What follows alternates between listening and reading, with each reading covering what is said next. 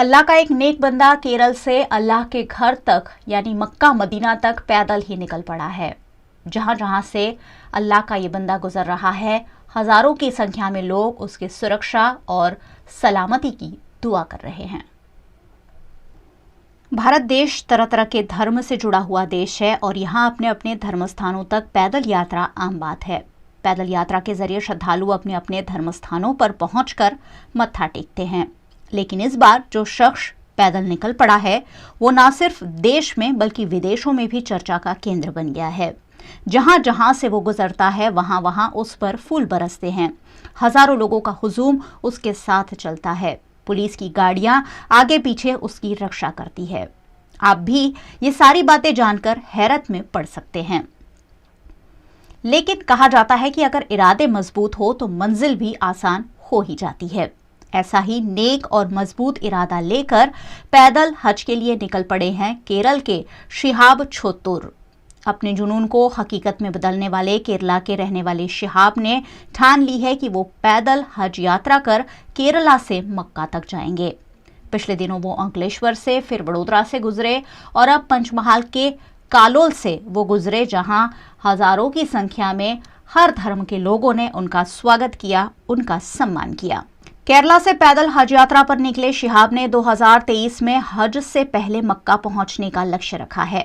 शिहाब छोत्तुर केरल से निकलकर भारत के कई राज्यों से गुजरते हुए पाकिस्तान, ईरान, इराक, कुवैत और अंत में सऊदी अरब के पवित्र शहर मक्का पहुंचेंगे। शिहाब छोत्तुर ने अपनी इस अनोखी पैदल यात्रा के बारे में उनकी तैयारी को लेकर कहा कि उन्हें तैयारी में करीब 6 महीने का समय लग गया, क्योंकि यात्रा की परमिशन लेने के लिए उन्हें कई बार एम्बेसीज के चक्कर तक काटने पड़े। देश के आखिरी छोर केरल के मलप्पुरम जिले के कोटुक्कल के पास अठावनाड इलाके के रहने वाले हैं शिहाब छोत्तुर।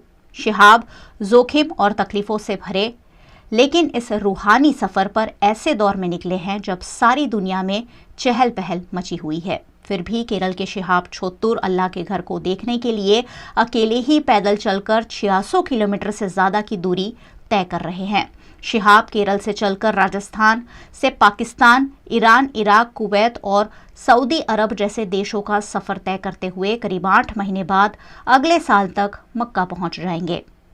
दिन में कम से कम 25 किलोमीटर चलने वाले शिहाब हल्का ही सामान अपने साथ कैरी कर रहे हैं ताकि सफर में उन्हें परेशानी ना हो। शिहाब कहते हैं कि अनजान इलाकों का सफर तो हिंदुस्तान छोड़ने के बाद शुरू होगा, जो बेहद ही मुश्किल, जोखिम और तकलीफों से भरा होगा। उन्होंने कहा कि मैं कोई तंबू नहीं ले जा रहा हूं क्योंकि मैं दिन के उजाले में ही चलना चाहता हूं, लेकिन बाद में मुझे एक तंबू खरीदना ही पड़ेगा। इन दिनों सभी लोग शिहाब के लिए दुआ कर रहे हैं कि रब ऐसे नेक इरादे वाले लोगों की हिफाजत करे और उन्हें अपने घर का दीदार नसीब फरमाए।